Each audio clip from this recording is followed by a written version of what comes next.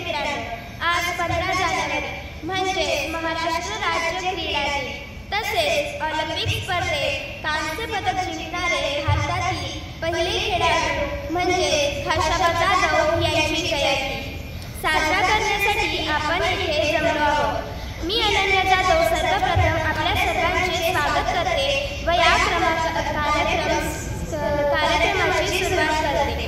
विद्यार्थी मित्रांनो, 1952 साली झालेल्या ऑलिम्पिक स्पर्धेत खाशाबा जाधव यांनी भारताला पहिले कांस्य पदक मिळवून दिले। त्यांचा जन्म 15 जानेवारी 1926 रोजी सातारा येथे झाला।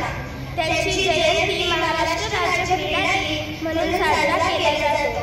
यापुढे मी माननीय उपमुख्याध्यापक श्री इंगळे सर व आदरणीय पर्यवेक्षक श्री रायते सर यांना विनंती करते की त्यांनी खाशाबा जाधव यांच्या प्रतिमेचे पूजन करावे।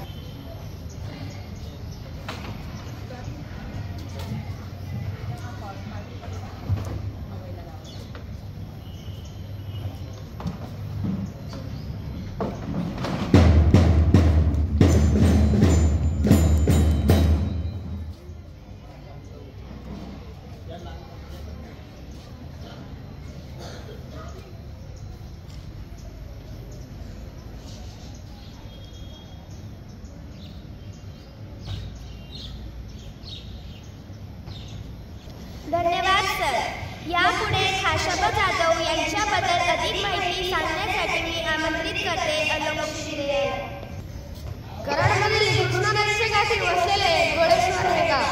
यामध्ये पुतळाबाई व दादासाहेब यांच्या पोटी जन्म आलेले खाशाबा जाधव। खाशाबा जाधवांचे आजोबा अगदी उत्तम कुस्तीपटू होते व वडिलांनी आखाड्यात अनेक कुस्त्या गाजवल्या होत्या। पण कसा करायचा, मान कशी धरायची, प्रतिस्पर्धी मल्लाखी कसे करायचे इत्यादी गुण त्यांनी आपल्या वडिलांकडून घेतले होते। शाळेत शिक्षण पूर्ण झाल्यावर त्यांनी टिळक हायस्कूलात प्रवेश घेतला। गोळेश्वर या गावापासून टिळक हायस्कूल हे 5 किलोमीटर लांब असल्याने चालत न जाता धावत जात व शाळेतून घरी येताना उशिरामुळे पावसाचे दिवस गुडघ्यापर्यंत चिखल तुटत व झाडाझुडपातून मार्ग काढत ते आपल्या घरी जात। यामुळे त्यांचा कुस्तीतला जवळ चांगला तयार झाला व त्यांची पळण्याची शक्ती जास्त झाली। त्यानंतर दिल्ली सिटी वर झालेले 1952 साली ऑलिम्पिक यामध्ये भागलेले कांस्य पदक हे खाशाबा जाधवांनी जिंकले। धन्यवाद। धन्यवाद अलोक। यापुढे आभार प्रदर्शन करण्यात येत आहे ऋषी पाटील। ऋणी आहोत आम्ही आपले देते शब्द सुमनांचा उपहार। ऋणी आहोत आम्ही आपले देते शब्द सुमनांचा उपहार।